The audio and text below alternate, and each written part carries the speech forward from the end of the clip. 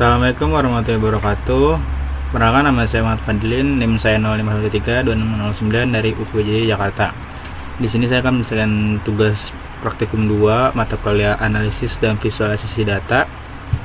Sini tugasnya itu disuruh buat histogram, lalu buat scatter plot, lalu melakukan regresi linear sederhana, terus ngecek homoskedastisitas, dan juga yang terakhir visualisasikan hasil regresinya.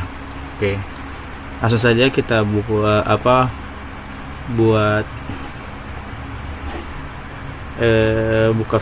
RStudio ya. Sebelum itu kita akan menginstal dulu datanya yang udah dikasih. Sini saya menggunakan data CSV aja. Oke. Ini datanya ya. Kita kembali lagi ke RStudio. Kita clear. Oke. Pertama-tama sesuai dengan instruksinya disuruh ini ya, install library-nya kalau belum. Ini kita akan mulai install.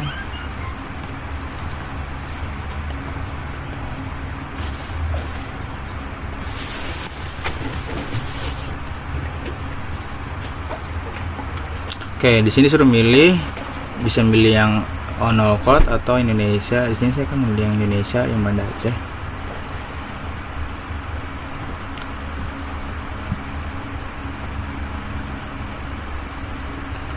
Oke.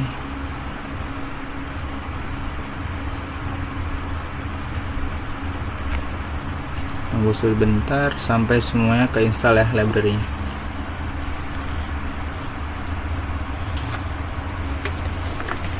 Paketnya kita install.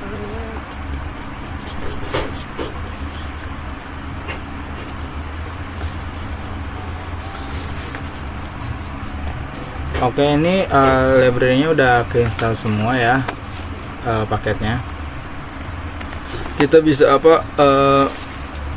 load atau gunakan paket itu dengan perintah library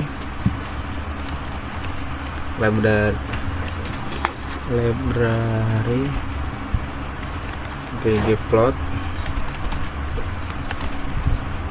Terus juga ini udah otomatis ya deh, sorry saya ngeliat. Dia udah otomatis menggunakan ya semuanya. Oke, setelah kita install ini install package-nya dan juga langsung gunakan paketnya dengan menggunakan perintah library, kita langsung masuk ke ini ya, plotnya. Sebelum kita masuk, kita pastikan cek dulu directory-nya yang tadi data yang kita download dengan cara copy paste saja ya path-nya. Nah, kita cek dulu dengan perintah getwd. Oke, di sini udah di OneDrive ya, tapi karena ini path-nya nggak di OneDrive tuh, dia langsung ke folder download. Kita set dulu ya directory-nya dengan cara set wd. Nah, di sini jangan gunakan ini ya, garis miring, tapi gunakan backslash. Jadi bisa backslash, bisa garis miring 2. Nah, setelah itu kalau udah, baru kita ambil datanya, baca datanya dari yang udah kita download tadi, yang CSV, dengan cara data, lalu read .csv. Tadi nama ininya kita salin aja, kita paste, data titik mendapatkan CSV tutup kurung ini Pak. Oke, setelah ini ya, baca data dari file CSV-nya, lalu kita cek nih struktur datanya udah ada belum, dengan cara pakai perintah head. Nah, datanya udah muncul ya. Oke, sesuai instruksi soal.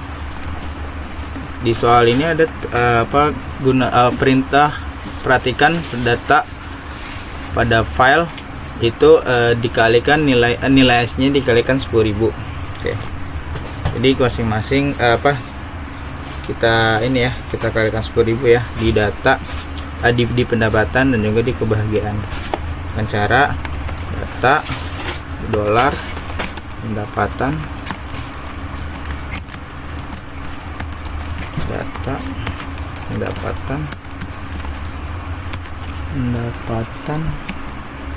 kali 10.000 itu 23.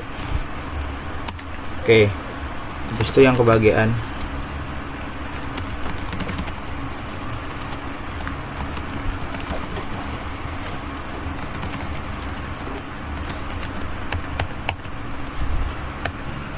Oke. Nah, data kebahagiaan. Ini pakai dan dolar ya. Nah, setelah udah, pastikan datanya itu dalam tipe datanya numerik ya, bukan string. Jadi kita bisa gunakan perintah titik numerik, terus nama ini ya, data.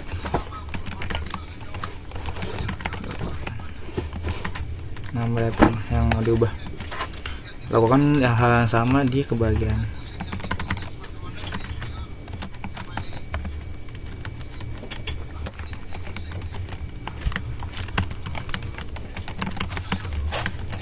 Oke, setelah ini datanya sudah siap digunakan ya. Kedua kolom sudah dalam nilai yang benar setelah dikalikan 10.000 sesuai pendek soal. Lalu kita akan masuk ke bagian A ya. Gunakan putus token untuk cek variabel tersebut terikat berdistribusi normal atau tidak. Kita akan mulai di ggplot ya, gunakan ggplot.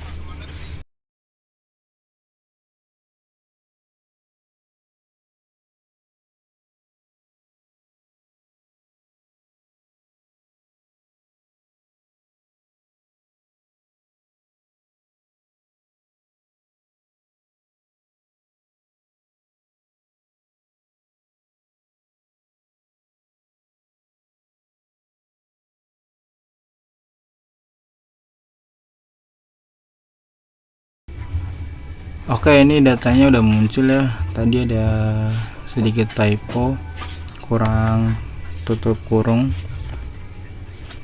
Nah, setelah muncul nih bagian grafiknya untuk histogram, dari yang di sini kan disuruh jelaskan interpretasinya. Nah, sekarang kita interpretasikan hasilnya ya. Pertama kita lihat bentuk histogramnya secara keseluruhan. Ini kan dari grafik yang muncul, distribusi kebahagiaan terlihat relatif mendekati normal ya pada bagian tengah nih, di bagian tengah dengan pola yang cukup simetris. Terus kedua ada beberapa bar yang terpisah di ujung kiri nih mendekati 0. Itu kan namanya itu outlier atau nilai pecilan, yaitu beberapa responden yang nilai kebahagiaannya sangat kecil dan tidak wajar. Lalu yang ketiga, secara statistik nilai skewness data ini adalah minus 0,13 yang mendekati 0, artinya hampir simetris, dan kurtosis minus 0,85 yang berarti distribusinya sedikit lebih datar dari nominal. Kesimpulannya, variabel kebahagiaan secara visual mendekati distribusi normal dan memenuhi asumsi yang cukup untuk mengajukan ke analisis regresi linear.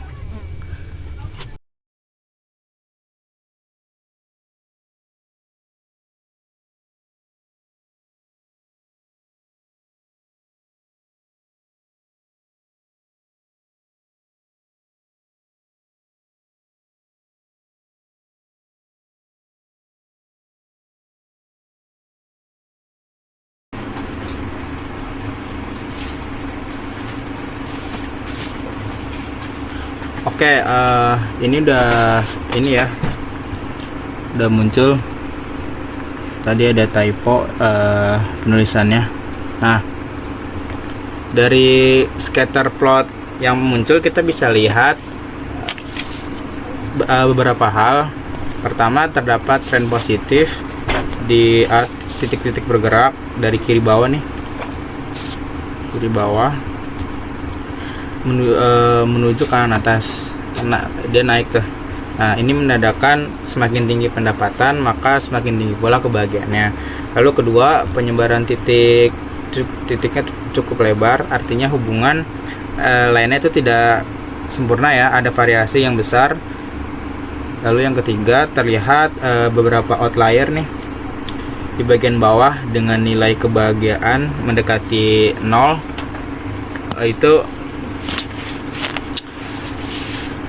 Nah, kesimpulannya terdapat hubungan nilai positif yang moderat antara pendapatan dan kebahagiaan, sehingga asumsi linearitas terpenuhi dan kita bisa lanjut ke analisis regresi yang bagian C ya. Oke. Kita lanjut ke bagian C.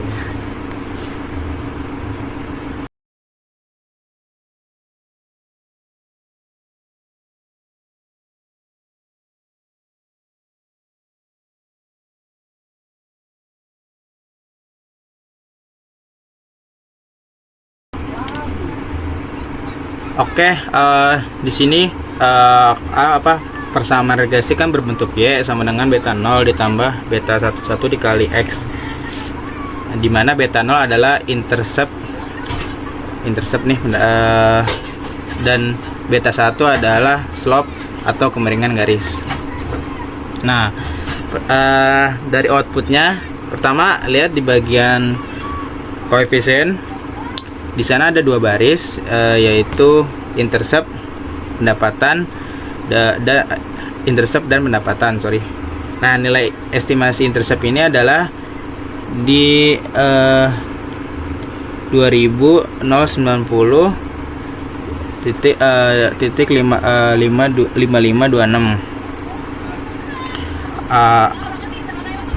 Ini adalah artinya adalah nilai kebahagiaan ketika pendapatan sama dengan 0. Lalu estimasi untuk pendapatan yaitu di 0,7124. Ini artinya adalah setiap kenaikan satu satuan pendapatan, kebahagiaan naik sebesar nilai ini nih, nilai 0,7124. Lalu yang kedua, lihat di kolom PR nih, kolom lebih dari T atau lebih dari T, kedua koefisien memiliki tanda bintang 3 nih, bintang 3, yaitu artinya yang sangat signifikan secara statistik dengan P value atau kurang dari 2 kali 10 pangkat minus, kurang dari 2 kali 10 pangkat minus 16. Ini jauh di bawah 0,05, berarti hubungan ini nyata atau artinya bukan kebetulan. Lalu yang ketiga, lihat di multiple R square, yaitu nilainya 0,7452. Yang ini artinya pendapatan mampu menjelaskan berapa persenan? Mampu menjelaskan 74,52% variasi kebahagiaan. Sisanya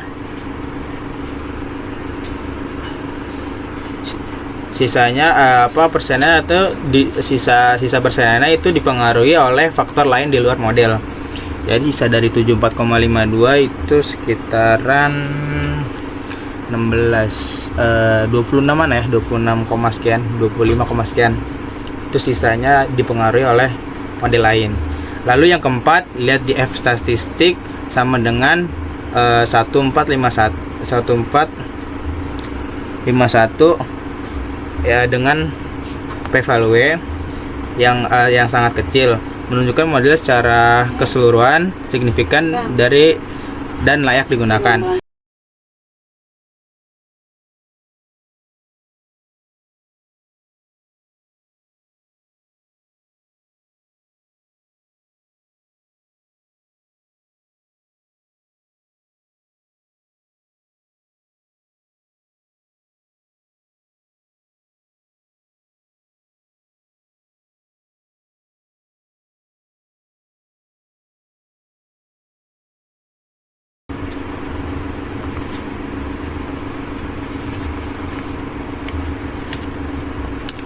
Oke, ini kita akan cek yang ini ya. Gunakan plot nama variabel karena tadi kita nama pada model regresi untuk mengecek homoskedastisitas. Oke, ntar saya screenshot dulu.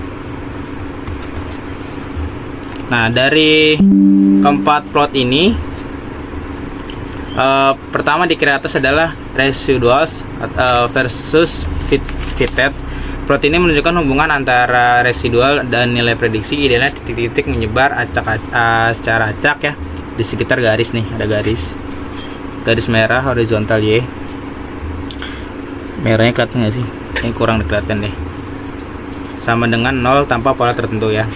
Nah, idealnya titik-titik menyebar acak di sekitar garis merah horizontal Y sama dengan 0 tanpa pola tertentu. Itu dari hasil kita garis merah cenderung datar dan titiknya tuh menyebar relatif secara acak. Meskipun ada beberapa outlier di belakang nih. Observasi 460, 247 dan 87 yang cukup jauh. Secara umum asumsi homoskedastisitas terpenuhi. Lalu plot kedua yaitu di kiki residual. Plot ini mengecek apakah residual berdistribusi normal. Kalau titik-titik mengikuti garis diagonal putus-putus berarti residual normal.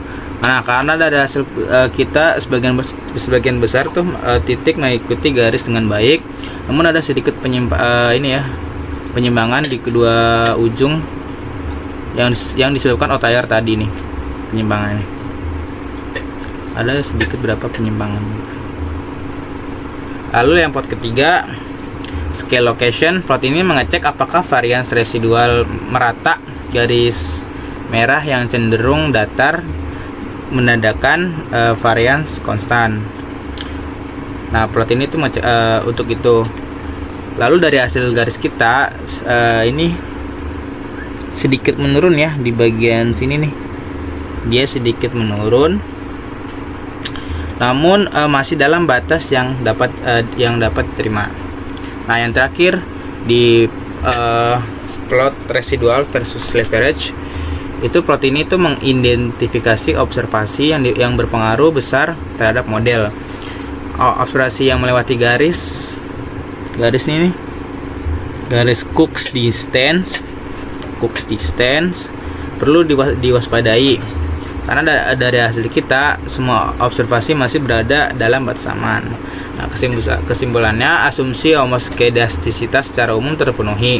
Dengan catatan terdapat beberapa outlier yang perlu diperhatikan, namun tidak cukup signifikan untuk membatalkan modelnya. Oke. Kita lanjut yang terakhir, yaitu memvisualisasikan. Oke, ada 4 poin ya.